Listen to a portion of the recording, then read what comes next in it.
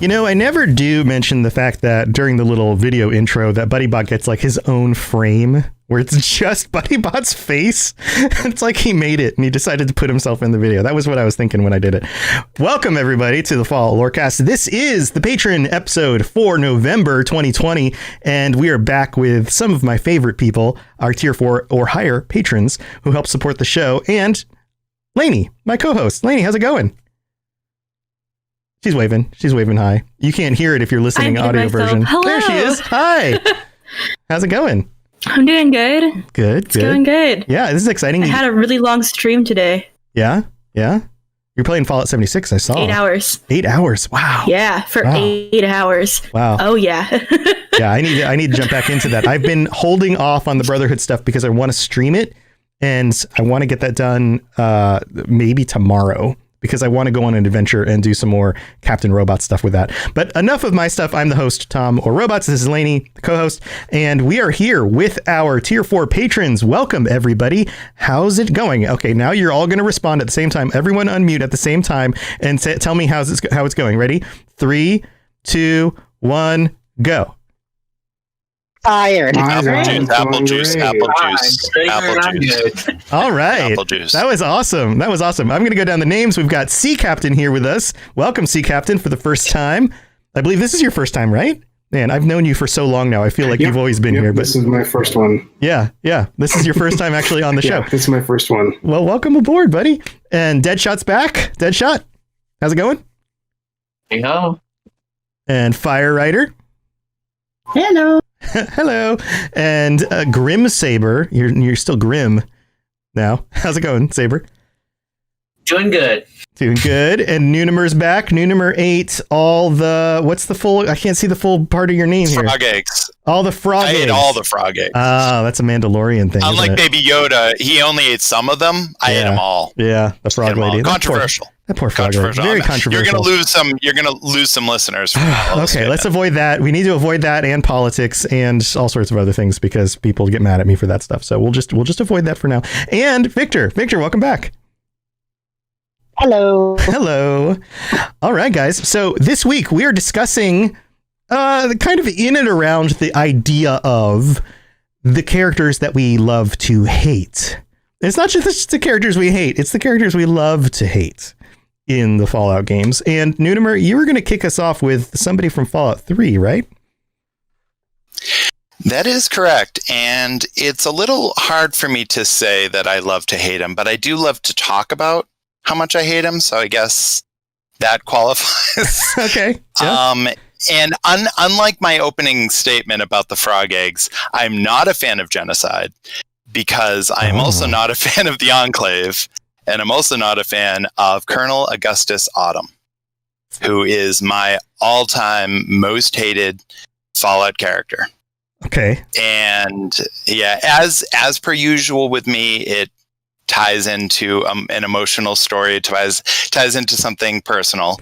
And I've told my Fallout 3 story on the podcast before about, my father passing away 3 weeks after the game came out and how it was a big support structure and all that. Now, this talk about him is going to heavily spoil Fallout 3. Game's been out for a while, but I figured I'd give people a heads up that it is going to... 13 years now? 13-year-old game? If you need to skip the spoilers, jump ahead a good 10 minutes or so, and come back after that. So as I was playing Fallout 3, the main quest obviously is trying to find your father, trying to follow in the steps of James, and so I quickly had projected a lot of my feelings onto James of my father. He became this weird, unattainable thing of my father who left me in real life. Not of his doing, obviously, not of his choice, but still was gone from my life, just like the character in the game had their father suddenly gone from their life and looking for them. In my case, trying to deal with my grief. And in the course of the story, you do finally find your father. And this happened for me because I do tend to kind of put off the main quest for a while in a lot of games, especially Fallout games, and focus on the side quests and focus on exploring and all that fun stuff. This did come for me later. So this was after my father had died. And so I finally get back to James. And this was very emotional for me. I had built up a lot to this moment. And then he dies in front of you. Right. And he dies as a result of the actions of Colonel Augustus Autumn. For context, what's going on, I'm going to generalize a lot here to not spend too much time, but what's going on is they're fighting over the water purification that is Project Purity. And the Enclave is trying to take it over for themselves, while James is trying to use help from the Brotherhood to distribute it and protect it and have it be, free for all. And so what ends up happening is your father, James, he sacrifices himself after Colonel Augustus Autumn kills Colonel Augustus Awesome. Colonel Augustus, no. Colonel Augustus, not awesome. Not awesome. But no. But no, he kills one of the scientists. And James chooses to flood the room with radiation. Mm-hmm. Rather than turn over Project Purity to the Enclave. And in doing so, James kills himself, and Colonel Augustus Autumn injects himself with some Deus Ex Machina and survives somehow and gets away. So I had built up so much to reunite with James and then lose him. So this is a very intense personal moment, very intense gaming moment. And coming from old school Fallout, I was conditioned, maybe more than some of the younger fans that maybe were introduced with Fallout 3 or Fallout 4. I was conditioned to hate the Enclave. In previous in Fallout 2, they were a mustache twirling old school villain. They were straight up evil, mowing down families in the opening cutscene, right off the bat. Yeah, so right off the bat. You're given clear indication of where they're at. So I was already ready to hate the Enclave, but then after that, I took a lot of my personal anger and frustration and sadness and pain and hatred and everything. And I projected a lot of that onto Augustus Autumn. And all the way to the point where I put off dealing with him for the purpose that I knew that at ending the game you couldn't continue playing it. You would have to revert to a previous save. And so you'd have to make a save outside of the final room, and you were not able to continue to explore the game and do all the side quests after you completed it. Now they fixed that with Broken Steel. So as soon as Broken Steel came out, they continued the story after you deal with Colonel Augustus Autumn. Right. And so I finally dealt with it. So I had put off, so I believe the Broken Steel DLC came out in May. So I had been playing the game since launch, waited all the way till May of the next year to finally complete the main storyline, because I had been building up so much anticipation of murdering him. That's all I cared about. You're was just straight up revenge. You wake up in the morning and your first thought is you check your phone. You're like, all right, notifications. Murder. And then you go to bed at night, put the phone down, murder, pull the sheets up, go to sleep.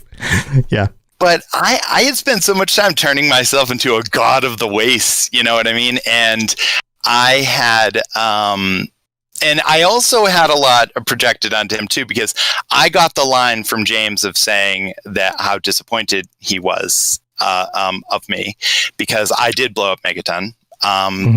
For the purpose of saving the ghouls in Tenpenny Tower, because there is a moral choice there of building a safe community for ghouls, and the trade-off is blowing up Megaton in order to achieve that goal. So that's where I went. But I managed having positive charisma by the time I hit max level. So I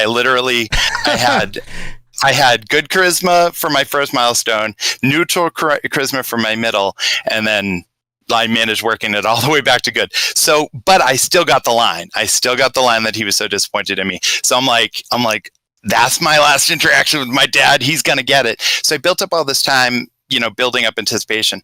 And so I finally go in there, and again, it was in that room again too. So immediately I'm flooding in with the emotions, thinking about my dad, thinking about, everything I've been through in the past several months. And then he's got two guards that have like Gatling plasmas. They've got, one's got a minigun, I think one has a plasma. And so they open up on you if you choose to attack. Oh yeah, by the way, I always do speech checks. If there's a peaceful solution in most Fallout games, with my main character, I usually always go high speech. And there were 2 speech checks I could have done to peacefully resolve things with him. For the first time in my entire Fallout playing experience, I said, nope. I just went straight to attack. And I took out the 2 guards first, saved him for last, so that I could kill him with a hand-to-hand weapon and just go to I just town look on him in the eye while I murder him and watch the lights go out. To this day, if I load in that original Fallout 3 character, he is still wearing Colonel Augustus Autumn's jacket as a trophy. Wow. To this day. Now, to be fair, it's a very cool costume. I love trench coats, and it's a really slick trench coat and everything, so I already liked it anyway. And it's good armor, but I still, to this day, that character still wears that as a badge of honor that he killed the man that, indirectly killed, his father. But the thing about Autumn, besides my personal feelings about him, is that he's kind of a perfect Fallout villain. He's sort of that Goldilocks villain where he is definitely morally gray the more you think about him, and he's sort of a dark reflection of the Lone Wanderer, because he is both of their fathers were scientists, and so they have that connection where they had fathers that were focused more on helping humans and develop, even though his father was an Enclave scientist, apparently he was more morally good than Colonel Augustus Autumn turned out to be. And he was very disappointed in his son that he went down that path of being more militaristic and more violent. So it's that very similar, thing of both having that similar background, but going on these 2 completely different paths. And he's also not as mustache twirling a villain as the rest of the Enclave, even in that game, because he's actually against the use of FEV. He's against genocide. He doesn't want to kill all the people. He has no problem killing anybody, but he doesn't want to kill everybody. Right. He doesn't want to kill everybody at once. He doesn't consider everybody to be a mutant, such as most of the Enclave consider. And he actually could have potentially turned the Enclave into something more positive if he wasn't such a piece of crap himself. Because he had the support of most of the Enclave, supported him over Eden. They listened to him. So when he chose to disobey Eden's orders, the entire Enclave army followed Autumn, not Eden. So, it seemed like he could have done something good. But again, went in that different direction and sort of, squandered that by, just killing innocent people left and right and showing no regard for human life, and using Project Purity as his power play itself sort of shows where he's coming from, because something as simple and basic as the right to clean drinking water that should be a basic human right, that is something that to this day in the real world people are fighting for, and people even in America don't have access to. So the fact that he used that not as a way to say, hey, great, let's support this and distribute this, but saying, we want this to be ours, and we want you to thank us and be our citizens and support us. And so that just so despicable, and then you have someone like James who, was doing something out of pure altruism. He was really trying to accomplish something good to benefit all people in the waste, and they're trying to take that and turn that into something greedy and power grabbing. Right. Man, that's quite the story. I would have, obviously he's a despicable person, and so the enjoyment of actually finishing him off would probably still be there had you not had the personal situations that you did with the situation with your father. But I can see how that definitely inflated your response to that in the game. Oh yeah, that's really cool. Yeah. That's really cool. I can be vindictive in a video game against a really nasty NPC when I want to be, but never to that extent. That was very emotional and very personal, but outside of that, as far as like character structure and moral ambiguity and everything, he really is kind of a perfect Fallout character. He represents a lot of everything that, in my opinion, Bethesda really understood about the Fallout universe when they took over the franchise. Right. Yeah. Lainey, put that note down. We should cover more of this stuff on a future episode. Yeah, for sure. Yeah. Does anybody else have any thoughts on this real quick? This has gone a little bit long, but that's okay. Anybody else have any thoughts because you were very, you did a really good job explaining the situation and what was going on, how it affected you, and then also how it tied into the game. Like, this could be its own episode. Like, we should have the Noonamer episode of the podcast, and you can come on and do one for us. And then Lainey, I can just sit back. That would be awesome. Well, I don't know if there's a title for like co-host. Is that a thing? Anyway, anybody else have any thoughts on this? Who wants to chime in? Anyone? No other thoughts on this one? Noonamer, you did such a good job on this. I think you've kind of already cleared it. Like, sorry for going a little long there. It's okay. No, it's not a problem. a lot of history. Me and Fallout 3. Me and Fallout 3. I am to Fallout 3 what Fire is to Fallout 4 for sure. Yeah. to John Hancock, yes.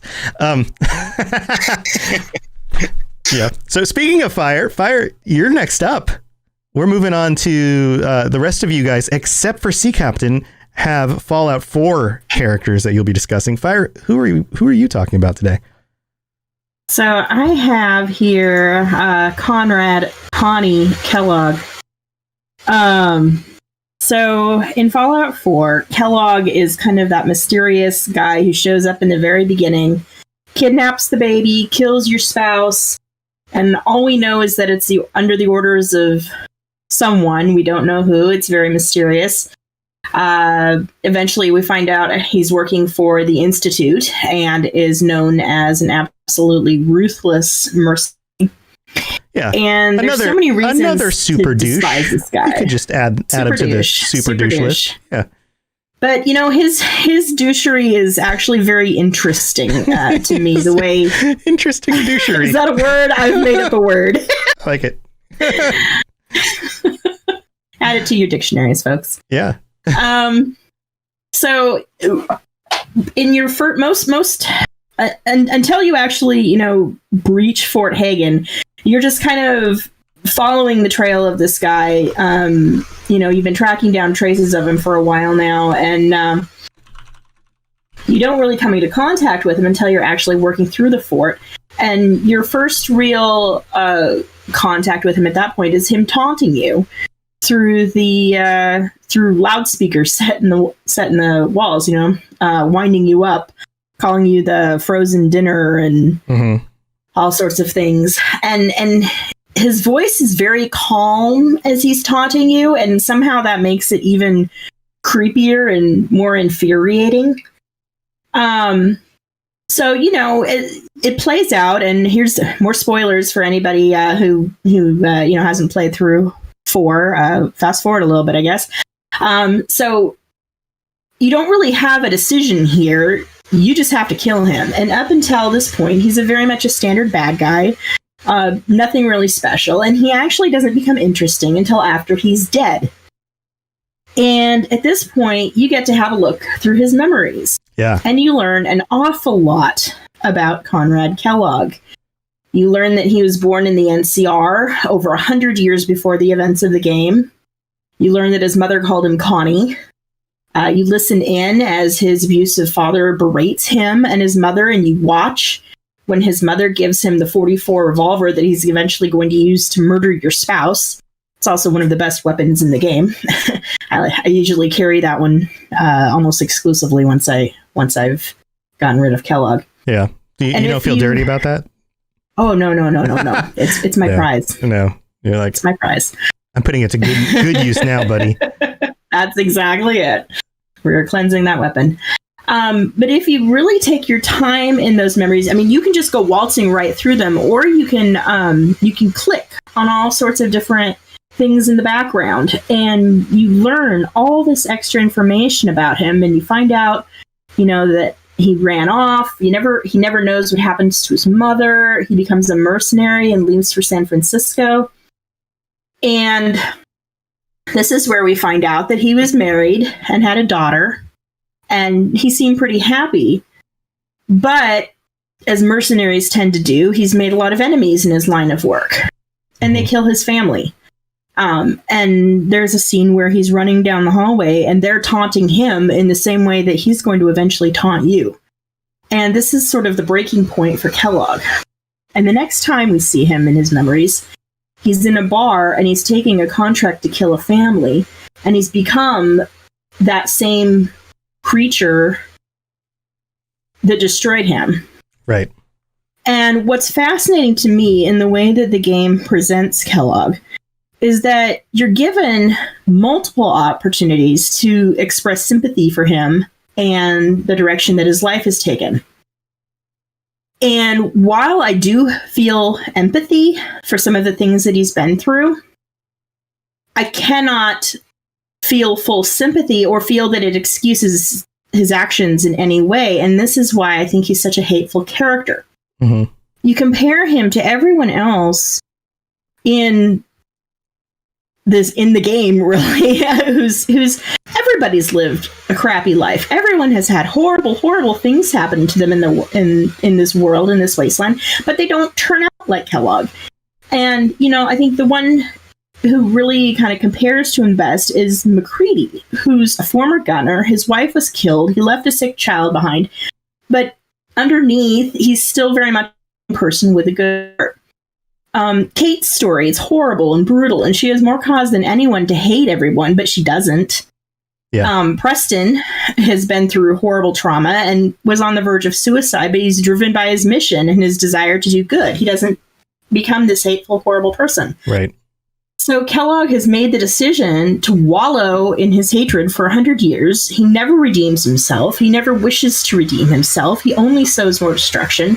And even though he knows firsthand the pain of losing those he loves, he still takes jobs that involve killing children and destroying families. He has absolute apathy for life and really no morals whatsoever other than who can pay me the most. Yeah. Misery loves company. Yeah, and and it didn't have to be that way. He didn't have to turn out like that, but that's kind of the tragedy of Conrad Kellogg's story. Yeah. So do you, I guess the question is, he has a sympathetic origin story, but his decisions make him hard to sympathize with. Where do you fall in that? I don't sympathize. I think I feel badly that he lost ones that he loved, but it doesn't excuse his later actions, and I can't feel sympathy for the choices or empathy for the choices that he made later. Yeah. There's Yeah, no at some point you have to take responsibility for your own actions, and when taking responsibility for those actions is now causing the same pain on others, then you should know better. You should know better by now. Interesting. Yeah. Really well put together. I'm sure some of the rest of you guys have some experience with Kellogg, meaning being as you have to get through the story, through his stuff, through his memory stuff in order to play through Fallout 4. Would anybody else like to jump in with any thoughts on Kellogg? Yeah, go for it, Saber. I always tell him I'm gonna see him in hell. Sarcastic line every time. See you in hell, buddy. Yep. Any other thoughts? Victor.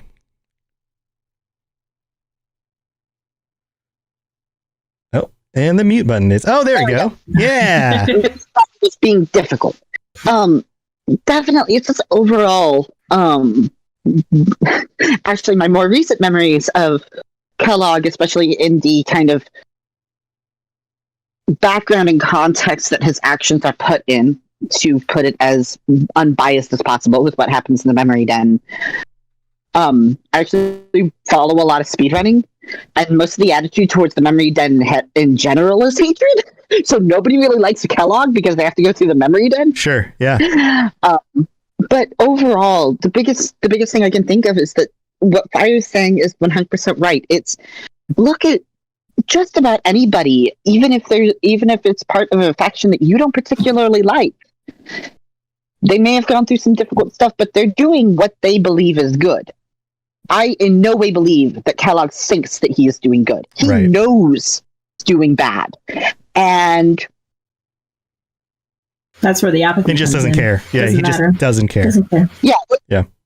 Even if you're talking about faction, the blatant quote-unquote enemy faction, the Institute, they still believe they're doing something good for humanity. Mm-hmm. Right. Kellogg doesn't think he's doing any good for anybody but himself, and he really kind of hates himself for that as well. He has... It's almost to the level of the swirling mustachios that Unima was referencing earlier. Yeah. I'm bad. I know I'm bad. And I don't really care. And he doesn't rejoice in it quite so much, but it's he knows he's irredeemable. So why should we redeem him? Right. It's the idea, like I said, misery loves company. It's somebody who has hit rock bottom, who the only thing they can do at that point is to bring others to that place as well. That's the only action they have left. They're not even trying to climb out of the pit that they've sunken into. They just want to bring others so that they're not alone in their misery.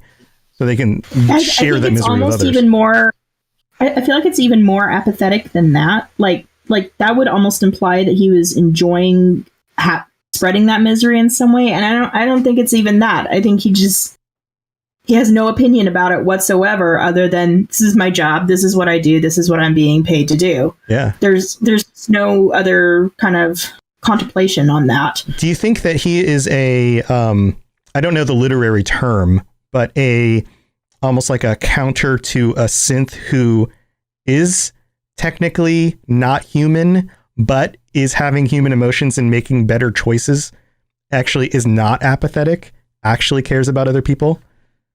So I have a creepy ghost child behind me.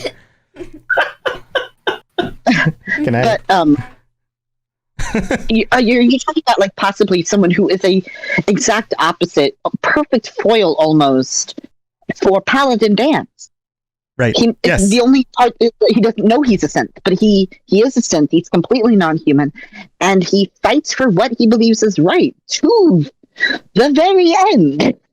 If you follow Paladin Dance's story, and no matter what he is doing, even though he hates some of the stuff that happens at the end of his own story, he's still going towards whatever he goes towards because he believes he's doing right. Right. Kellogg is human, and he's making. He does have synth elements. When you remove the stuff from him, she comments something along the lines of, "Look at you! You were barely even human." Because he has so much hardware in his head, and that's why he's alive for as long as he is. Yeah. He's the directionality of humans towards non-humanity, as opposed to the directionality of somebody like Dance, like you're saying, Victor, who is non-human toward the direction of humanity. He's the cross section, like he's the person who goes the other way. And I don't think too. I don't think the synth components necessarily make him apathetic either. I think it's that he chose to give so much up of his humanity to make him a more effective killer, to keep him alive longer, because he's so apathetic. Right. Yeah, I think that's where I'm like in the minority here. I actually understand him. He goes through the waste and like losing stuff like that, like losing his family, growing up in the area that he did, I'm more understanding of it in terms of he does what he does to survive. Like, he doesn't feel good about it, but also he's done it so much that he doesn't feel bad. So I kind of feel sorry and like remorseful for him, and I don't like killing him, to the point where I got a mod where you don't kill him, you convince him to come join as a guard in your settlement as a way of kind of making him redeem himself.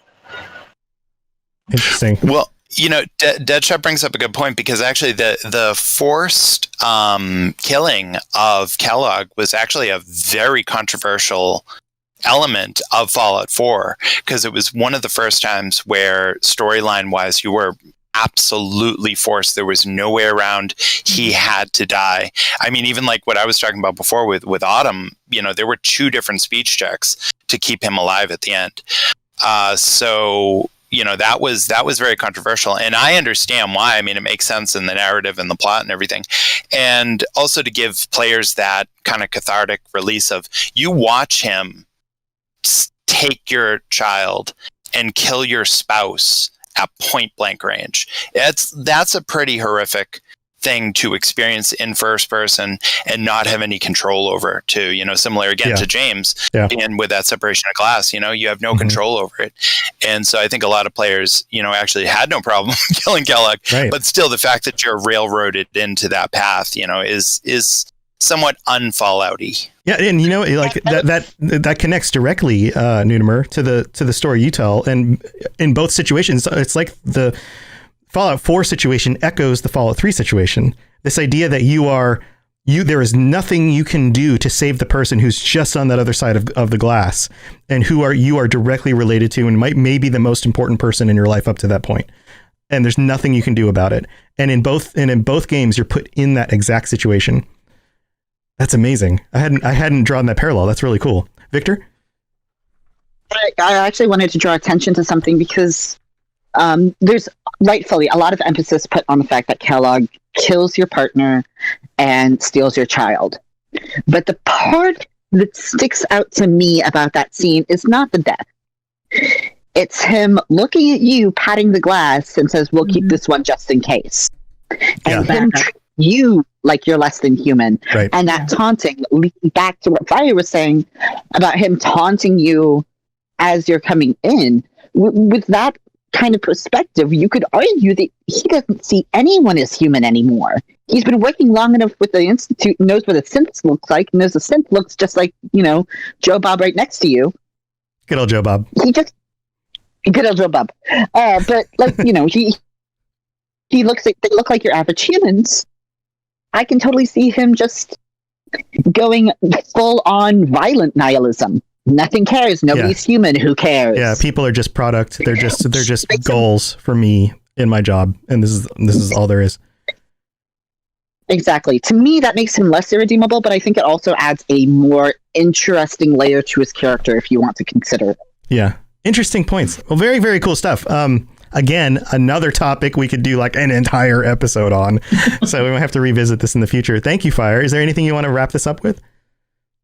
Just to say, I think there was such a missed opportunity with Kellogg at the very end when you're leaving and he's in Nick for just a moment there, and I really wish that they'd done more with that. Such a creepy moment, and then it's never mentioned again. Yeah. On that thing, there is a voice line that was removed from the game, because I remember finding it in the Dotback trials and people talking about it. Yeah. Kellogg was supposed to have voice lines with Nick. So randomly Nick would say things like, "Oh, so I see you kept me alive," and "Oh, so I've seen you're using my brain," and stuff like this. Oh my god. Implement that his consciousness is in the synth components, which is a really cool thing that I'm upset that they left that. Yeah. Man, but I could see that opening up a whole lot of other stuff. Like that could have been a whole nother narrative direction that got cut from the game after just a few voice lines were done. Yeah. You never know what stuff ends up on the cutting room floor, you know? So very, very cool stuff. All right. Well, let's move on to Saber. Saber, I believe you're next, right? And you've got another Fallout 4 character. Yes. And I have to do a disclaimer for this one, I feel. Because I was talking to Firewriter before the show started. And I do not personally hate this character's personality. His story and his backstory. It's just that I've encountered so many trash incidents with him, and okay, interesting. And it's Preston. I'm going to get it out of the way right now. It's Preston Garvey. Right. And another settlement needs your help one too many times. Is that what it all comes down to? The repetition of that? That was a major part. But then he was like, I'm like, we're in the middle of a battle, and then like he's like wants to tell me his life story. Right. And I'm like, dude, we're fighting 3 death claws right now. Can you stop doing this? And he was the only companion that did that with me. And I'm like, no, we're not doing this. Yeah. He ultimately led me down the path in my main Fallout 4 campaign once Nuka World came out. I'm like, you know what? I'm joining these raiders. You're done to me. You're dead. It was You're just too dead. much. Yeah. You know, I had a similar perspective on him too. In a way, okay, so I have 2 thoughts on this. On one side, hey, another settlement needs your help is clearly let's go back 5 years. Let's go back longer than that, when they were designing the game. This idea that you could have content in the game that was just constantly giving you more content, right? He is the result of a gameplay dynamic where you needed somebody to say, hey, here's another thing, go do it, so that you wouldn't ever run out of things to do, right? But it was just a little too repetitious, and because of that, it tanked his character. He went from being somebody who, when you first meet him, you go, oh, I bet this guy's really interesting. There's got to be a lot going on here. And then he seems like a really cool character, and then he grows on you. And then once you've gone through everything, he's just kind of relegated to the guy who's constantly telling you there's another settlement that needs your help. And that's just kind of where it ends. There's not really I don't know. At least that's the way I felt, is that there's not really a great, I don't know, thing that comes of that. There's no real conclusion to it. There's no betterment or growth of his character once you help all of these settlements. Or, yeah. Do you feel the same way about that? Yes, very much so. And I thought it was funny at first. I'm like, aha, yeah. And then it slowly went from here. Mm-hmm. So I'm like, what are you going to say? Another settlement needs your help? Yep. Yeah. For a while there, I kept expecting him on my first playthrough to say something different. I was like, okay, well, maybe if I get through 5 settlements or 10 settlements, maybe nope, he just never changes. And you're just like, okay, this isn't actually going anywhere. That's unfortunate. Yeah. Yeah. He just turned into my punching bag. That's how when it came down to. Oh no. So this is going to be one of those topics where a lot of people will agree with you, and then a lot of people are going to defend him. They're going to be like, no, Preston's a good guy. You know, that's just a gameplay thing. He's a great guy. He is a great guy. He's a great guy. Yes. It's just what happened with him that I had issues with. Sure. Totally understand. Well, can we open this up to everyone else and see what their thoughts are? You good with that? All right. And anybody else have thoughts on Preston? Anybody else want to jump in? All right. Fire, I saw you unmute first. Go ahead. I think one of my questions, what I always think is kind of interesting is why Preston gets so much hate, but they do the same thing in like the Brotherhood of Steel and in the Railroad, where you get a bunch of Radiant quests, because Tom in the Railroad gives you Radiant quests, and Halen and Reese in the Brotherhood give you Radiant quests. I think the difference, if I can jump in, I think the difference is that Preston goes and lives in your camp. But he doesn't have to. I mean, you can move him anywhere you want. Sure, but I bet most people put him in your camp. Saber, let's go back to Saber because this is his topic. What do you think? The reason why I think is because you meet him out of the bat. It takes a little bit longer to get to those other factions. Right. Than it's like almost the second place you go out of the vault. Right. You're like, right. Yeah. You don't get to those other characters really until like the second arc, what is it called? Second act of the game. Mm-hmm. Right. And it depends on which group you pick and how well you get in with that group. Yeah. Deadshot. I know you wanted to jump in here. I think the big thing is like with the Brotherhood, and I know the Institute have one too, specifically where they ask you to raid railroad hideouts, but they're not pushing you. You can walk around your camp and Preston will constantly say to you, "Oh, have you checked out that settlement yet?" Or "Oh, have you checked this out?" And it's literally the first quest he gives you. Whereas with the other ones, it's more of a suggestion of, "Oh, if you have time, we could use some help." And I think that's a big thing personally that annoyed me. It was like everything that came out of his mouth as a radiant thing was, "Have you gone to that settlement yet? Have you gone to that settlement yet?" And it gets worse when you bring him to the castle and he actually gets like some form of military. He's like, "Oh, this settlement really needs your help," when you've 30 odd people behind you that he could easily send there. Yeah.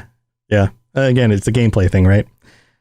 Fire, I cut you off a little bit on this. I know that you probably had some other stuff, and I know Victor wants to jump in on this as well. I just want to make sure you got a chance to finish up. Okay, you're good. Victor? I think part of it as well is, I will admit, I'm not as familiar with the companions that you can get out of Brotherhood of Steel, with the exception of Paladin Dance, since his situation is one that I actually went out of my way to look into. And I'm not as familiar with Tom out of the Railroad. But another aspect of it is that obviously in Fallout, we've always had, several different kinds of NPCs. And one of the biggest distinctions is companion versus non-companion. And then the sub-distinction is romanceable companion, non-romanceable companion. Mm-hmm. And part of it is that you have to go through this mental hoop of, if I choose to go down a path where I might want to actually become more interested in Preston Garvey as he is himself, and get down that personal growth and down towards the affection line, you have to listen to that all the time. Yeah. If you go choose the different companion, you can leave Sanctuary Hills and just leave him there. Right. And go hang out with Hancock or Curie or whoever. But if you choose to want to try to get to know him better, know him more than just a quest giver, you have to put up with the quest giver aspect. And so you end up getting a hated gameplay mechanic and a potentially fantastic character when you look at his backstory and his potentiality as a partner to the sole survivor. Mm-hmm. And it gets kneecapped. Yep. Well, I think in a relationship, you got to take the good and the bad too. Yeah, but you don't date a robot who keeps asking you if you've gone and checked on that. That's true. That's true. Yes. Solid point. Speak for yourself. I think that's the frustration aspect of it is, I want to get to know him, but I don't want to deal with this BS. Yeah, it gets in the way. No. So it's almost easier to hate him, because then you're like, oh, I don't have to worry about his companion story. I can just ignore him and go hang out with, whoever. Right. Side note, Fire, did we just find out that your husband is a robot? Did you just admit to that? Is that what that was? You're laughing and shrugging, so I'm assuming that means yes. We are correct in assuming that. Interesting. I guess that makes sense. Nothing. You do love Fallout. I mean, he can't be a ghoul, but maybe he is a robot, because you could have that. Saber? That thing behind me, he bought it and wore it, and I was... Oh, man. I have no words. I really don't. No words. Yeah, the thing behind her being a ghoul mask with a revolutionary hat where on top of his head. You know who that is back there. Saber, this has, of course, been a good one to bring up. I'm sure a lot of people have thoughts on this one. Anything to wrap up this Preston Garvey section with? Not really. It just comes down to the gameplay and the incidents I had with him. It's nothing on the personal level. It's just I love to hate him because of that. Yeah. And that's all it ever turned out to be. Yeah. Sounds good. Well, here, let's move into the middle of the show. I'm going to do my thanking of you guys, our patrons, and then we're going to come back with Deadshot. I believe Deadshot's next on the list. Hello there, old chap. Good to see another of General Atomic's finest, still eager to serve. So, it's not every week that I get to thank our patrons to their faces. Thank you, patrons. At least these are our tier 4 patrons, or higher. And especially these guys and all of the rest of our patrons, thank you to all of you so very much. You are what helps me and Lainey do this every week and keep putting out this content and talking about Fallout and getting to do all these fun episodes with you guys and actually getting to make friends with you and learn more about each of you. It's always a pleasure. And I really, really do appreciate your support. Thank you very, very much. Also, if you are interested, if you're not yet a patron, patreon.com/Fallout Lorecast is where you can do it. You get ad-free episodes. You get episodes early. You can get on the show. If you're a tier 4 patron or higher, you get extended episodes when we're going to do our game show stuff or just chat after episodes. You will get the extended length versions of episodes. There's a bunch of stuff you can get on there. Go check it out. It's really not that much to sign up, and you can join the group. You can be part of us and get onto those Discord channels as well. So that's the Patreon. Thank you again to all of our patrons. You guys are absolutely the best.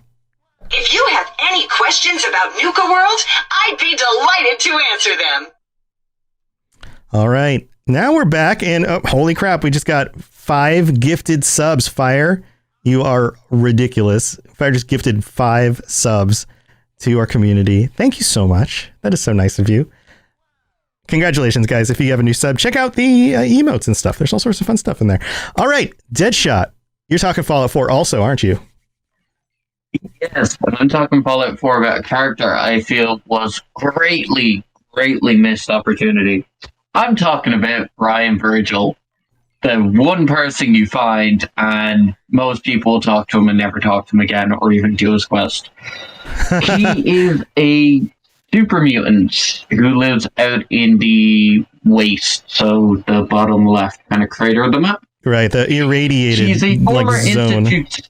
Yeah, he's a former Institute scientist who worked on the FEV virus, because the FEV in the Fallout 4 is not the same strand as the one in Fallout 3.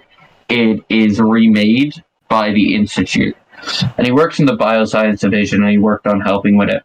He took over from Dr. Siverson, and this is a direct quote from his journal. He was so overcome with guilt and pain that he had caused to others that he left on people and decided to leave the Institute. So he decided to leave for guilt and pain, but if you talk to him and hand him the cure, so his quest is, he's a super mutant. He had turned super mutant to escape the Institute. When you go into the Institute, you go to the bioscience division, find his cure, bring it back to him, and 3 days after that, he will then become human again. Right.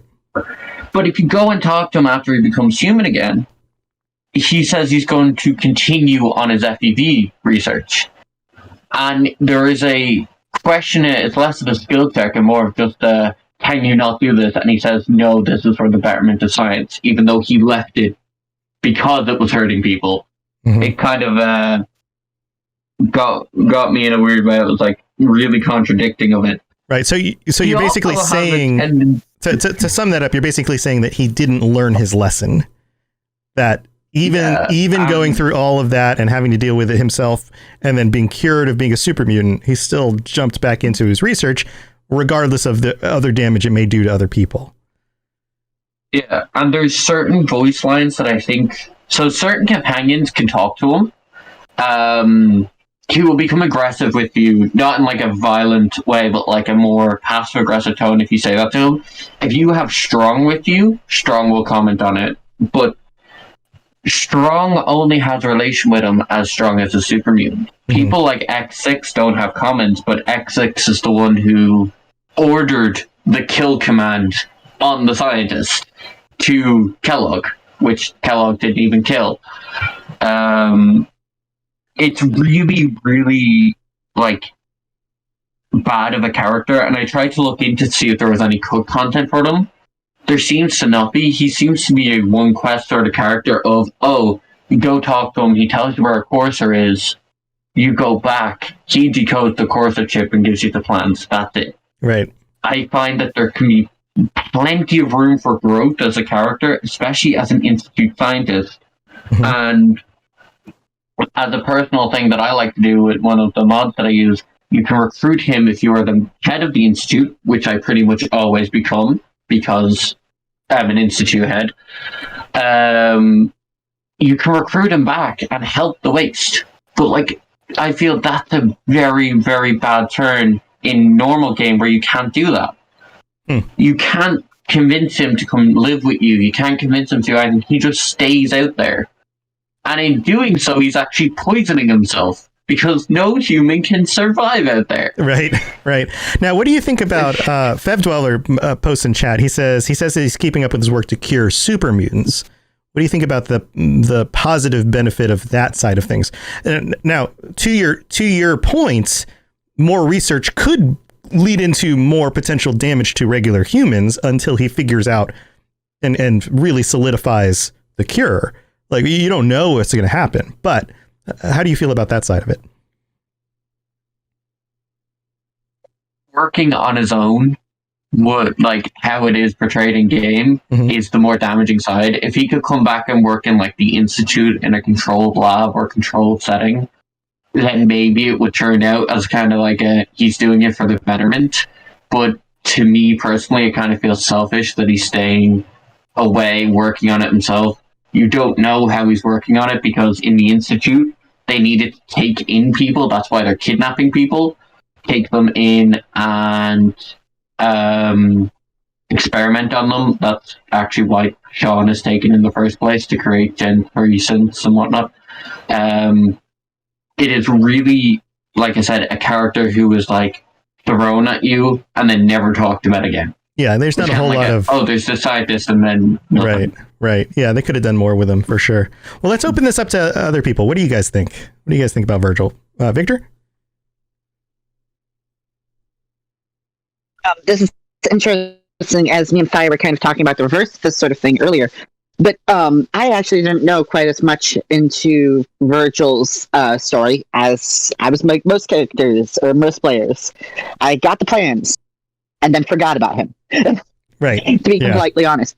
But knowing that he's out there and he's researching, okay, fine. And then you get him the opportunity you get to the point in the game where you could quite reasonably get him back into a better, clean laboratory with controlled subjects and better measurement tools and all of that. And he's claiming that he's out there for the betterment of humanity, to continue to work on science. Guy's a friggin' false martyr. He's out there hurting himself, knowing that he's doing subpar science, and saying, "Oh, I'm doing this for the betterment of humanity," while he's actually not doing that much help. And this is, you can see it as especially after you give him the cure, and then he stays out in the glowing sea, as a form of like passive suicidal ideation. He's like, "I'm out here. It's going to kill me quicker than naturally would, and I'm supposedly working on science." Knowing that part, especially now, just makes a whole bunch of his self-professed virtues or, ethical beliefs ring really false and hollow. Right. Do you think that he's the kind of person who is so guilt-stricken with the things that have gone on that he believes that he deserves death, but he's not willing to kill himself? And so he's just putting himself in a situation where he will die sooner than later? I do, but I think the bigger part there to realize is, yes, he's definitely doing this, and he might even recognize that he's specifically doing this. But him trying to hold that moral high ground of doing it for the betterment of science, doing it for the betterment of humanity, it falls flat when you actually look at it for longer than 5 seconds. Mm-hmm.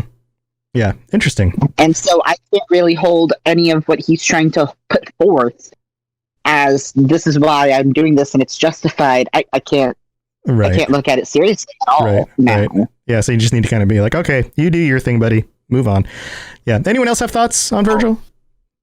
I just to chime in on that, I think too, like he was very, despite everything, was very pro-Institute in a lot of ways, despite, their treatment of him, to the point where if you choose not to side with the Institute and destroy them, he's very upset with you. He still considers, the scientists and everybody involved with them to be what he considers innocent. So there's definitely some weird mental gymnastics that he's going through. Maybe it's some old school forgotten Fallout perk. This is mental gymnast. Mental gymnast. Yes, mental It's gymnast. an intelligence perk. Right. And he had that one checked off in the box because, yeah, like he has this morality, but it's entirely hypocritical and confusing, and doesn't really make much sense. But he definitely seems like you see people that make that argument for the Institute of being the best possible ending for Fallout 4, saying the Institute can save mankind. Essentially, there is an argument to be made there. I think he's that sort of person. He's the person that sees all the flaws of the Institute and says, "Yeah, but the ends justify the means." Mm-hmm. Mm-hmm. Yeah, Lainey's got some thoughts on this. So my first playthrough, I sided with the Institute because of that reason. I was like, hey, if I can put myself in the position to control what is happening here, I can use the science for the better, right? Which, of course, you don't get to do that, but that's what I did my first time.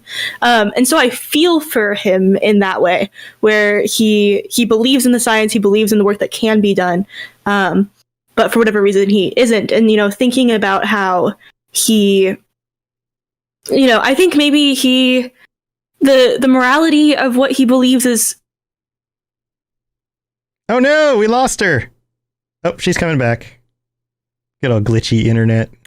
The morality of what he believes is, and then you left us hanging. The morality of what he believes is confusing, and it seems like mental gymnastics if you're looking at it from taking what he says to be directly about, like, he wants to help the people, he wants to help super mutants.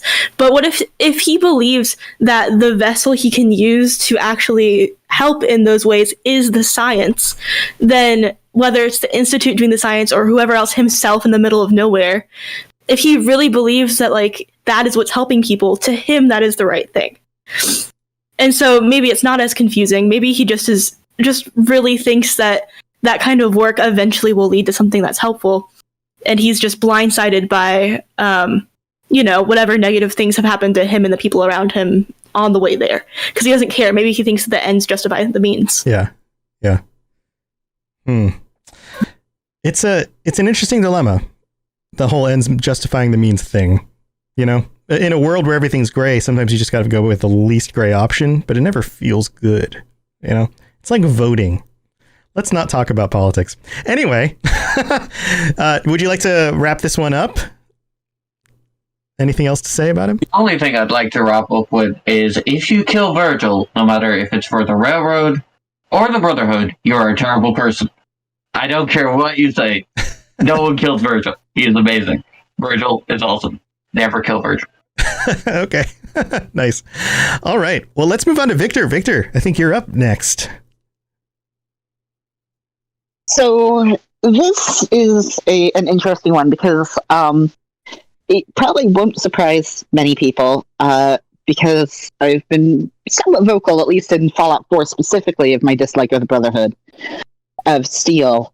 And so my character that I love to hate, and I hate, is one Arthur Maxson, Elder of the Brotherhood of Steel. Uh-huh. Is it because he has a douchebag haircut?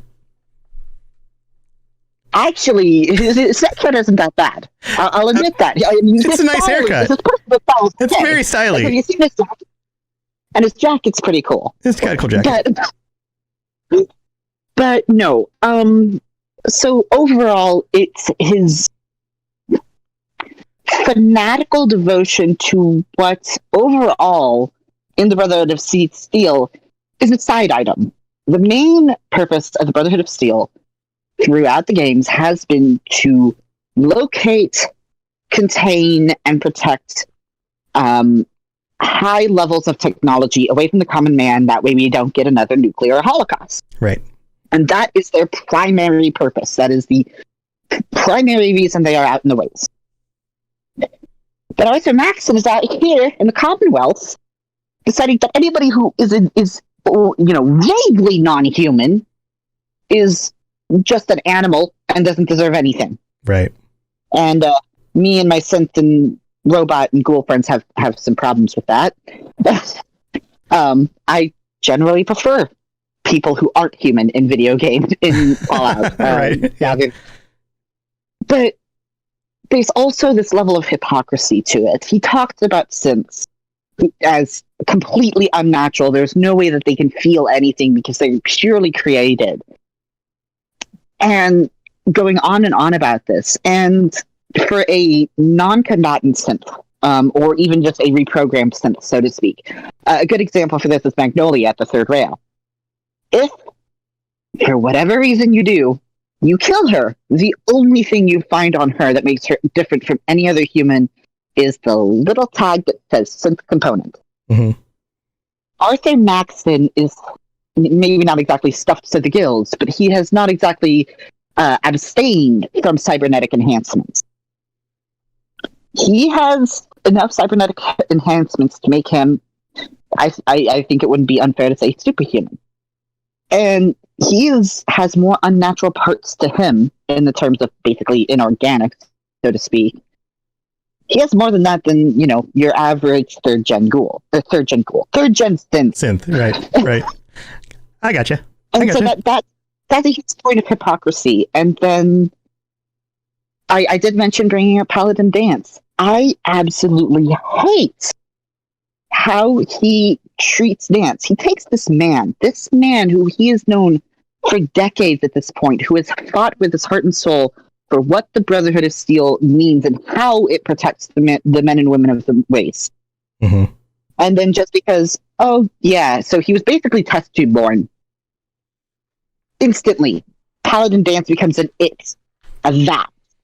Right. Not even worthy of human nomenclature. I can't like somebody who can go from, this is one of the best men that the Brotherhood of Steel has put out, to that thing isn't human so quickly. I can't, he didn't even pause to think about it. Yeah. It's a wonderful... Anyway, I'm sorry to interrupt. It's a wonderful example of how powerful our beliefs are over our perceptions. And without getting into too political with this, this is something that we deal with still. This idea that I don't understand this person who is other than me, and so I'm going to project on them their motivations, all of these assumptions about why they do what they do and who they are and what they believe and all of these things without ever trying to actually understand them by getting to know them, by getting in close with them and getting to know them as a person. And that is that is what we as humans do. We categorize somebody as other, and as soon as they are other, they are less than human, and therefore we can treat them however we want. And it's a very dangerous side of our psychology, and I think he very clearly represents that, especially with Paladin Dance, with somebody who he was so close to, and then at a flip of a switch can go, oh no, I've just been deceived this whole time. You're less than human.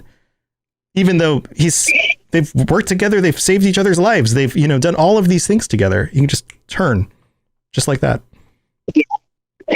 So between the hypocrisy that I feel he represents and overall the treatment of Paladin Dance and what that means for how he views human versus non-human in his own mind,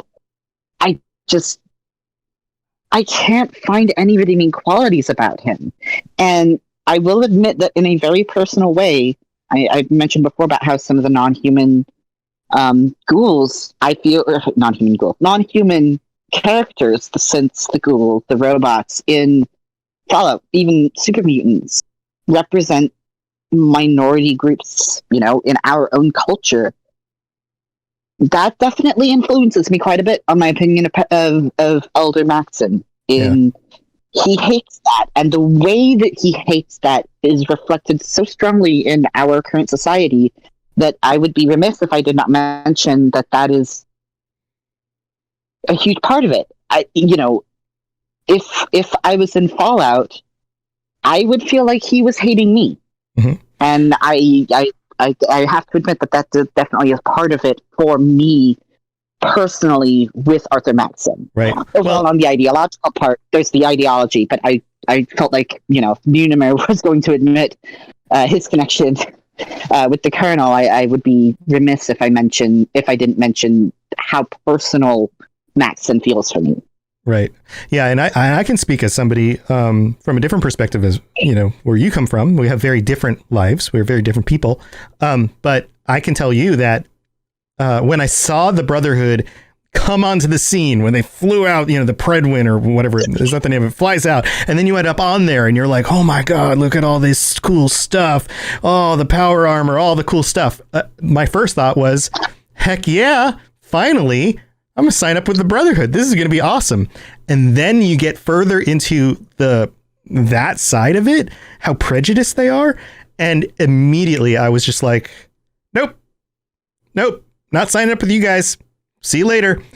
And just like, I didn't play that part of the game anymore because I was like, you guys are just off the list, totally off the list for that one reason. It doesn't matter. All the shiny things you can give me, that attitude. You can get is just off. Out of cats. It'll be fine. Right. Yeah, it's fine.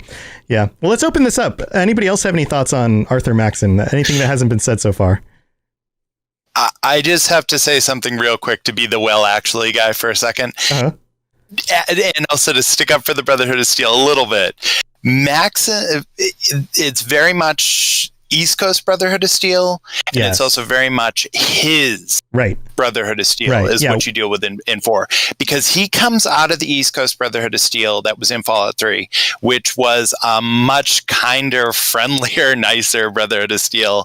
They were trying to help people. They were more open. They had more open ranks, all this and that. So, and the fact he's such a disappointing character to me, and I mean intentionally disappointing. Like he's a letdown, like generationally, because he comes out of that Brotherhood of Steel, which was my favorite version of the Brotherhood of Steel. Right. In fact, you meet him as a child in Fallout 3, and according to terminal entries, the Lone Wanderer and Sarah essentially become surrogate parents to him.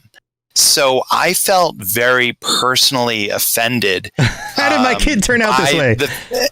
Essentially, that's kind of how I felt about it. Yeah, because my character, kind of like in my own personal headcanon, in my original playthrough of Fallout 3, I had kind of envisioned it that way because I kind of was like, I think my character kind of likes Sarah. I think we might have a thing going on here.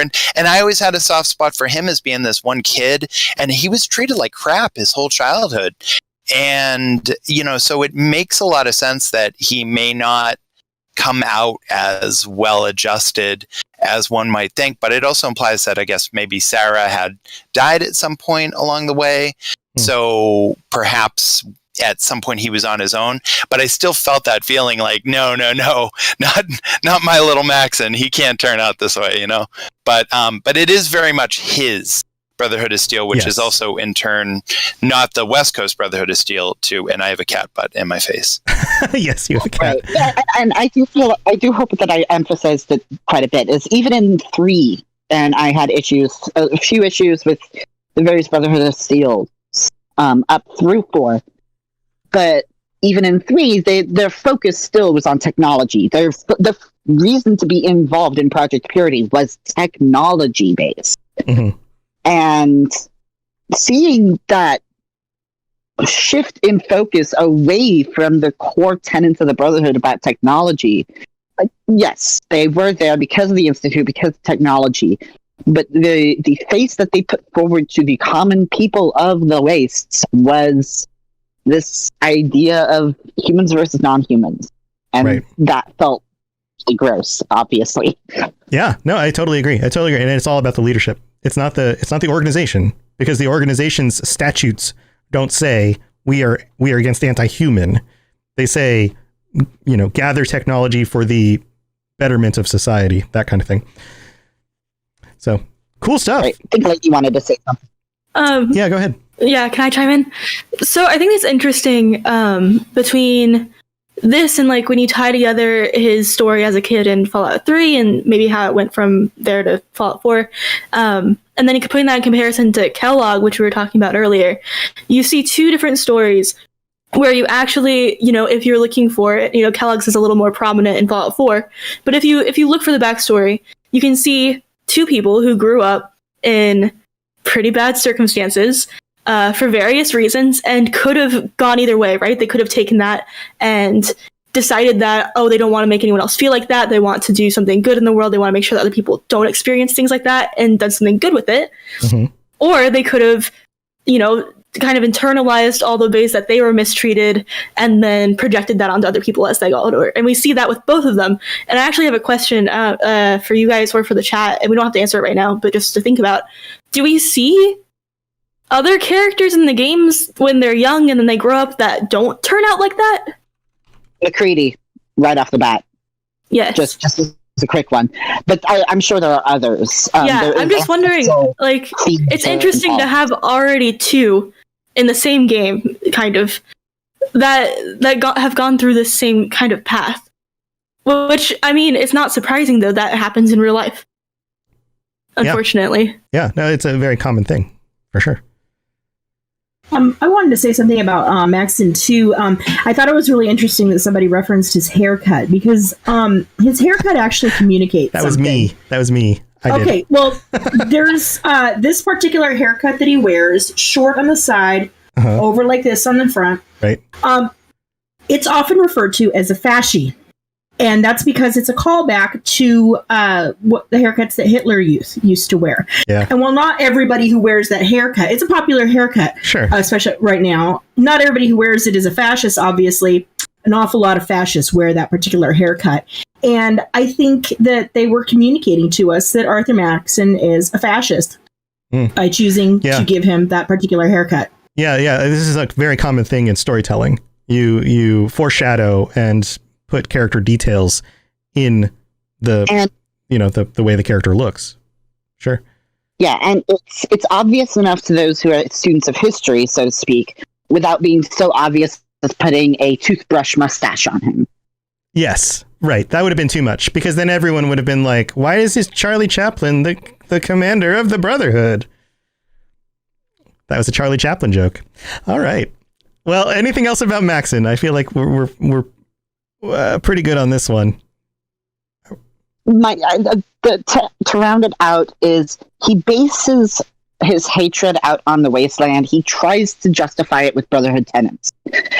Meanwhile, the reasons I hate him have very little to do with what the actual Brotherhood tenets are and how terrible of a leader and person that he presents himself to the waste. Yeah, that makes a lot of sense. I'm there with you. All right. Last of our patrons and newest of our patrons, Sea Captain. Sea Captain, welcome. How's it going? I'm doing well. It's been great to hear everyone's opinions on all these characters. Yeah, and sorry to have to make you wait till the very end, but we went chronologically through the Fallouts, and you have somebody from Fallout 76 that you're going to discuss, right?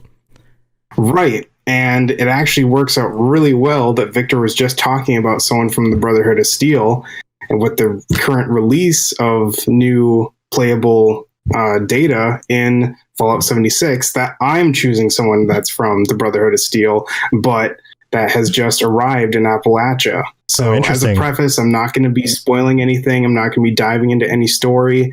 The information I have to share about this person, it doesn't give away anything about the story. But it's like the moment that you see him, you know you're just going to hate him. You just have that feeling that when you see this guy, you're just not going to get along with him. So if anyone that has played the content, that is Knight Shin or Knight Daniel Shin that you meet at the front gate, essentially, once you walk into Fort Atlas. Does he have a Charlie Chaplin mustache? No, he actually has no facial hair, but I got to tell you, those eyebrows just tell you right away what his personality is. All right. It's definitely the eyebrows. Okay. Well, so tell us about Shin. I'm sure a lot of people haven't played through this, especially people who've only played 4 or 3 or New Vegas, who haven't really jumped into 76. And this is very, very new 76 diehard. So yeah, with it being brand new, and I've already played through the content, but with this topic coming up, I was like, he's one of the newest characters to be in the series, but like I can't ignore him. I can't. It's just, he's right in your face. And if you don't mesh with him or mesh with his style, you just feel it right away. So yeah, I guess I'll just go into what I have about him. So he's been in the Brotherhood for a while. He's actually been in the Brotherhood for over 20 years. And he doesn't look like that old of a guy, so he's probably been in it since youth. One of the scribe that you meet there, Scribe Valdez, she has terminal entries on all of the people that are currently with you and also previous members that didn't make it through the expedition, because this was an expedition force from the West Coast that came to Appalachia to reestablish their connection with the Brotherhood of Steel because of what happened with Taggarty's unit. So she has like these little profiles for each person, and it talks about Daniel Shin as being in the Brotherhood for over 20 years. He was actually picked up from the Mojave Wasteland, so a little bit of a nod to those fans of Fallout New Vegas. You know, definitely very early in that sort of timeline, but he's from that sort of area, and he was picked up by Knight Connors. Alan Connors, I think, is the official name of that knight. Knight Connors just saw potential in him, saw how dedicated he was to the Brotherhood of Steel, and even in this synopsis about him, the scribe says that Knight Shin himself has gotten direct praise from the Council of Elders and even Elder Roger Maxson himself. So he's not someone that isn't known of. Anyone in the Brotherhood of Steel at this time would know about Knight Shin. And with the Appalachian team that's there, he's actually second in command under Paladin Romani. But he just... I took some voice lines, just idle lines, and also just some of the things that like he just says, and the way that he delivers his lines, it's very much that, you know, he is a diehard believer of all of the tenets of the Brotherhood of Steel. You know, he's very much, this is the way of the Brotherhood of Steel. He does not differ on any sort of belief whatsoever. Right. This is the way. So, yeah. So, some of the things, some of the things you can ask him, or a line that you can ask him says, "What is the Brotherhood's mission?"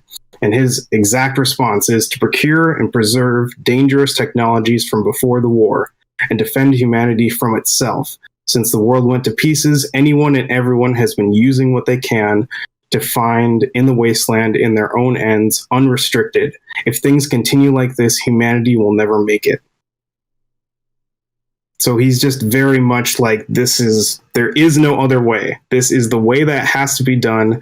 And the belief of the Western Brotherhood of Steel is just what he wants to follow. Mm-hmm.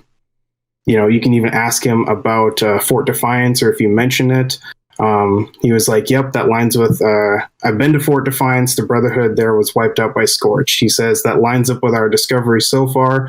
Truly an abominable threat, the Scorched. Next line, I will refrain from asking why you are snooping around the Brotherhood facility. I will warn you not to do it again.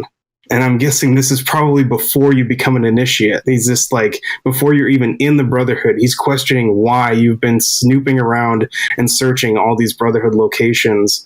You know, he feels that anyone that's not part of the Brotherhood is not deserving of being part of their community. Right.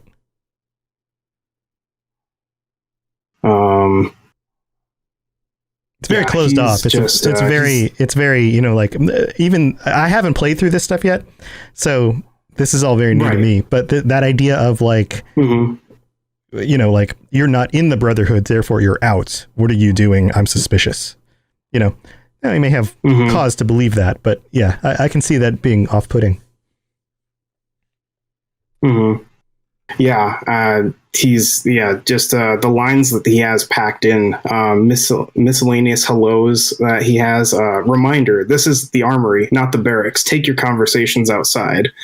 Or for your sake, I hope this is a scheduled visit, initiate.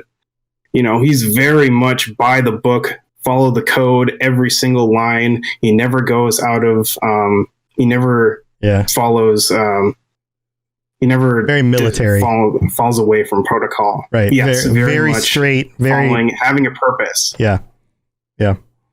Interesting. There's a line that I kind of took out of my groupings that I had, but one of them was him explaining his backstory a little bit to the player, and he said, "I've been with the Brotherhood for over 20 years. The life before that I find irrelevant." So he only identifies himself with the Brotherhood of Steel. He is such a diehard follower, and for anyone that is coming out of the vault as a player, we've been running around Appalachia for 2 years. We've been trying to take care of the Scorched ourselves, and then he comes and sees us as just this casual player or this casual person walking up, no matter who you are, because you can come up to him. I think the quest line unlocks at level 20, so you can be a very new character and be joined into the Brotherhood. But you can also be level 200, full suit of power armor, and he doesn't care who you are. He's just like, nope, I don't care what you did before this. You're not part of our team. Yeah. I get you. Nunimer, do you have a different opinion of Shin? You were posting something in the chat there. Do you want to jump in? I mean, I said I like him, but I don't hate him. I think I kind of get his point of view. It's almost like he's such a diehard Brotherhood of Steel member. He believes so much in the cause that he's sort of purposefully, like a lot of soldiers, even modern day current soldiers in the American military or militaries around the world are encouraged to do. They give up a lot of their individuality, and they consider themselves part of a culture, part of a group, part of a family. Right. And the Brotherhood of Steel is called the Brotherhood. And so I think his arrogance comes not from his personal reliance on himself, rather, but his arrogance comes from his respect and pride over the Brotherhood of Steel as a whole. So when he looks down on us as, no matter what, we're, with all of our accomplishments, if we're a level 1000 player that's been playing all this time with everything, we don't compare to what the Brotherhood of Steel has done nationwide up to this point. What they've been able to survive and accomplish, the battles they've already fought, establishing of, the early days of survival. So I think he's sort of, even though he had nothing to do with that, he still carries that pride with him and puts that pride sort of onto you. And I've had friends like that before. I've had military friends. I've had, friends that just culturally, that's sort of where they were, and very stern and very cold. And it's not my way and it's very foreign to me. But I guess like it didn't rub me the wrong way when I came across him, because I kind of just was like, yeah, he's a true believer. Yeah. It's the weight of the institute in the institution of the Brotherhood versus you as an individual, not an individual versus you as an individual. It's that kind of thing. All right. Any other thoughts on this? Yeah. To Captain? Just to go off of what Nunimer said, he one of his lines there, you'll hear him talk about it as you progress through the story. He keeps referencing the chain that binds, which is very much a tenet of the Brotherhood Code. One of his lines, "I am a link in the chain that binds, and that is what keeps this order together." Mm-hmm. Yeah, being part of the whole. Yep. All right. Anyone else have any thoughts on Shin? So I got nothing against him. Nothing against him. Yeah. Yeah, sometimes personalities just rub you the wrong way. Sometimes that's just the way it works. Lainey, you had somebody that you wanted to bring up. You want to take a minute and dive into this? Yeah, I can go through it pretty fast. Sure. It's pretty simple. So in Fallout 3, you have Little Lamplight, which I'm sure some of you are familiar with. It's just a bunch of kids living together. And once you're 16, you're out. You gotta go. And so our good pal, Sticky, his nickname is Sticky. It's not his actual name. His nickname is Sticky. because of a mysterious incident that if you ask him about it, he just tells you to use your imagination. So there's that. So there's Sticky. And not only is he named Sticky, but he's obnoxious. And you are given the quest. It's called Happy Birthday to You, but there's also somewhere else in the game you can see a reference to the quest called... Oh, what is it? It has another name. Hang on. A Sticky Situation. So it has technically 2 names. And you have to take good old Sticky, because he's 16 now, from Little Lamplight to where the adults go. What is it called? Big something? Yeah. I don't remember. Yeah, I don't remember the name either. But yeah, the Big Town. Big Town. I found it.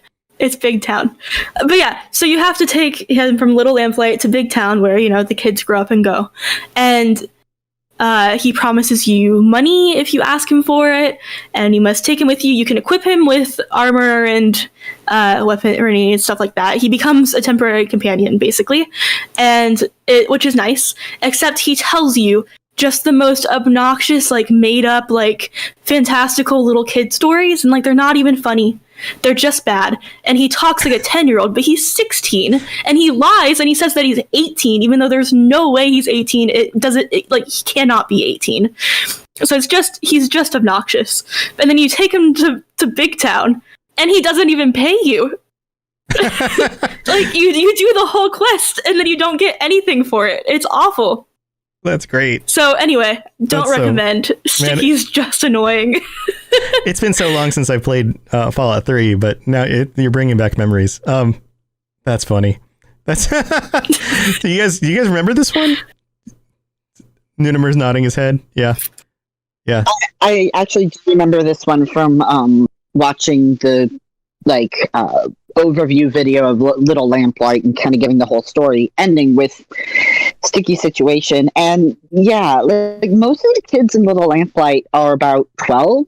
Mm-hmm. I think McCready's about 12 at that time. And so their attitudes of completely arrogant but still kiddie talk, right? Fits. And it feels like Sticky really doesn't want to leave Little Lamplight, or at least mentally he shouldn't leave Little Lamplight, but he's just too big bodied. And from what I watched of trying to get him to Big Town, it's a babysitting quest. Yeah. 100%. Yeah. That's great and terrible all at the same time. Yeah, it's not good to make gamers upset if you have a babysitting quest. Right. But yeah, I definitely remember noting that he felt way younger than 16 mentally. Yeah, he looks essentially grown. Mm-hmm. Oh, Lainey's dipping out on us again. Oh, internet. She's coming back. I only disappear when I'm talking. I don't understand. Yeah, you only disappear when you're talking. But yeah, he looks like he's grown, but he's definitely mentally not grown. But hello. Yeah, he's just obnoxious. Yeah. Yeah. Well, that's a fun one to end with. Thanks for that one.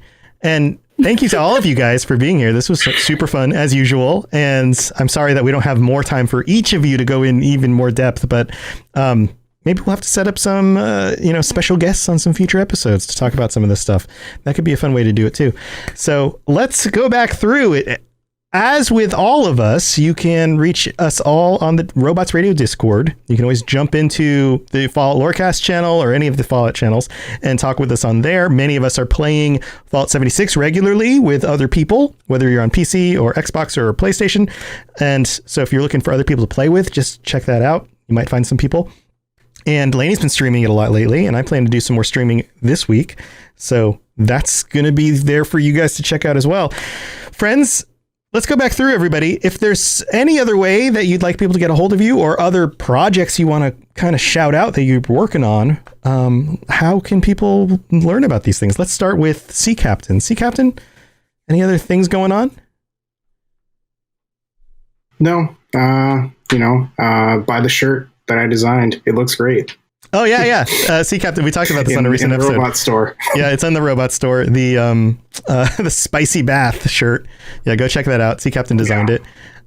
Yes, very, very cool. Yeah, but otherwise, I'm I'll just be on Discord or Xbox.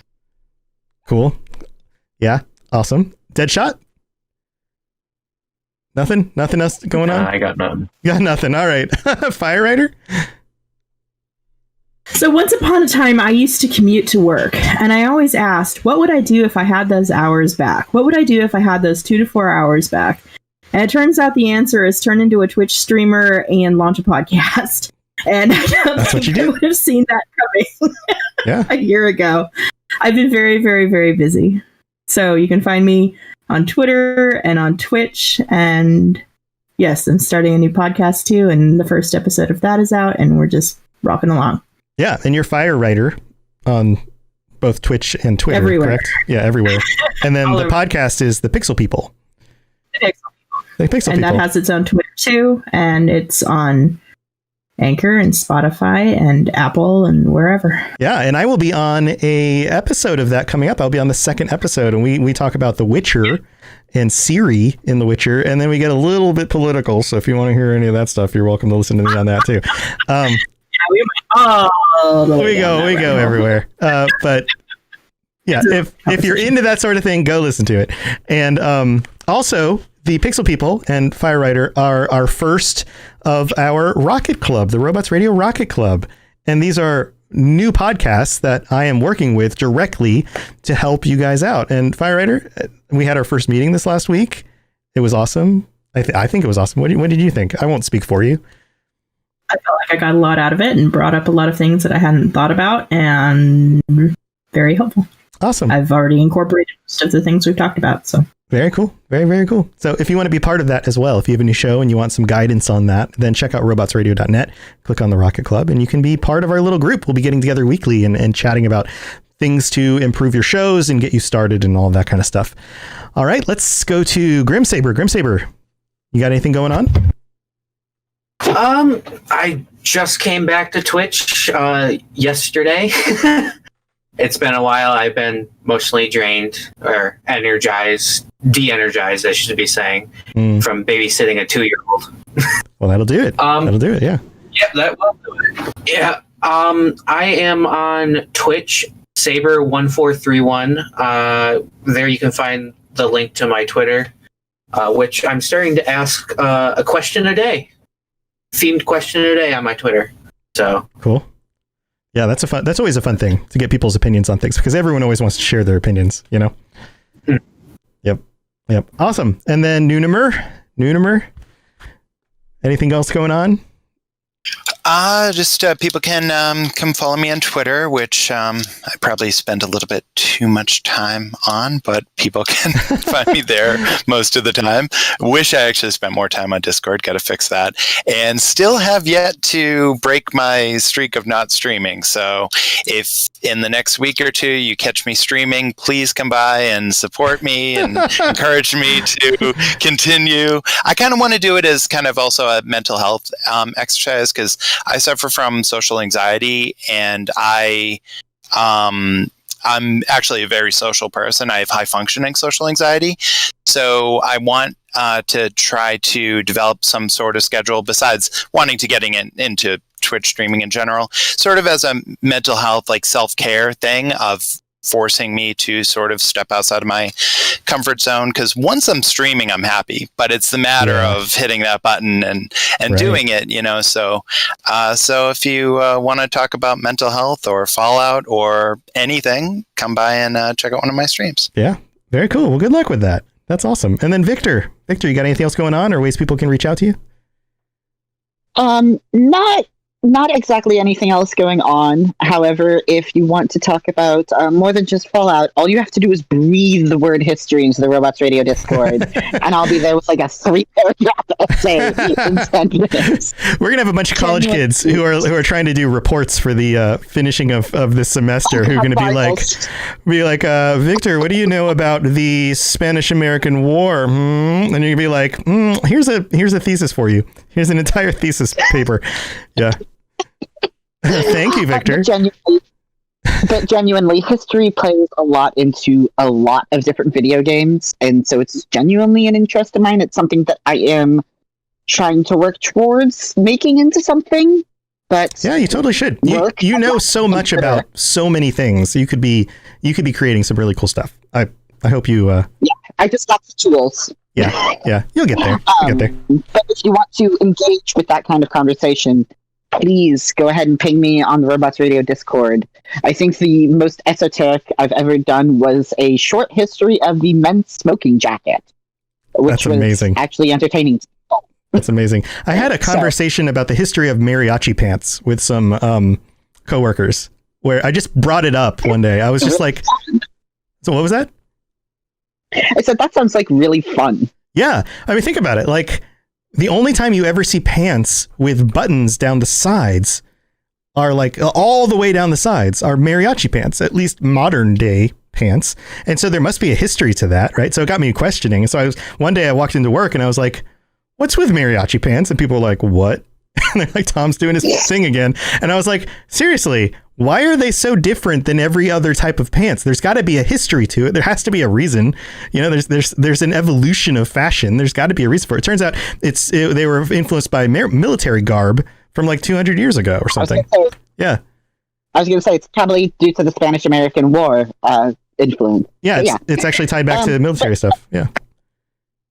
But yeah, Victor with a K on the Discord. I am very easy to talk to, or at least I like to think so. Awesome. Lainey, what do you have going on? You've been streaming and stuff. Anything you want to talk about? I mean, I finally got 76 working properly, so I've been streaming a lot of 76 the last couple of days. I finally saw my first cryptids in the game. Yeah. I actually saw 4 or 5 within 2 days. It was nuts. They're just raining cryptids. Cool. It's hallelujah. Yeah, it's raining cryptids. They knew. They were like, "Oh, Lainey's here. It's cryptid time." I saw a Flatwoods monster, a Snallygaster, or 2 Snallygasters, a Grafton monster, and the Wise Mothman. And the Flatwoods monster I didn't get to fight. The rest of them, other than the Wise Mothman, I got to fight. The Flatwoods monster, I saw it for like a split second. Had I not noticed it, I would have never seen it because it immediately teleported away. Yeah, they're tricky like that. That was the first one I saw. Yeah. Very cool. Yeah, well, go check out Lainey's stream, Neos Pandora. Yeah, I got really excited about it. I bet. I also wanted to say to No More, and then I said that's so weird. I'm so sorry. Number? And then just anyone else who is like trying to stream, wanting to stream. I mean, I started streaming a month ago now, and I love it. And as someone else who like has social anxiety, and I struggle a lot with like dissociation, like depersonalization or derealization, where like it takes a lot for me to become very present, and streaming almost every day has really helped. And so for anyone who like that seems too daunting but they think it could help, just give it a shot. You know, the worst that happens is it doesn't nothing. Honestly, the worst that happens is nobody watches, in which case if you have social anxiety, oh darn, nobody's there. Oh darn, and I still got to play a video game. Oh crap. The worst that happens is you play a video game that you're probably going to play anyway, so right. You know. Right. I think it's so worth it. Yeah. Well, good luck with everybody dealing with mental things. I think we all have something we're dealing with, so good luck to all of you. It's, things have been rough, but if you're looking for other people who understand, I think you found the right place. Come talk to us. We know what it's like. All right, guys, this has been another awesome episode. Thank you again for joining us. And until next time, I don't know, do something that you think is hard, but that you think you should do because it'll make you a better person. There you go. And don't be an evil douchebag like some of the people we've talked about. Not everybody we've talked about were evil douchebags, but some of them were. Don't do that. All right, guys, we'll see you next time. See ya.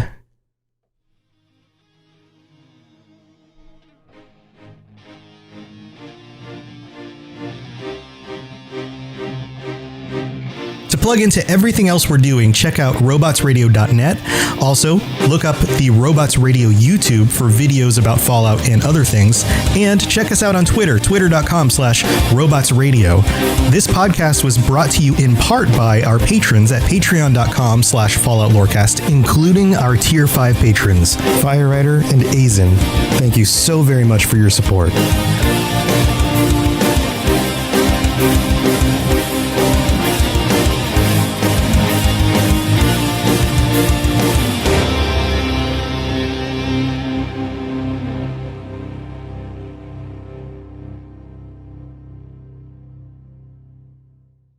You've been listening to a Robots Radio podcast.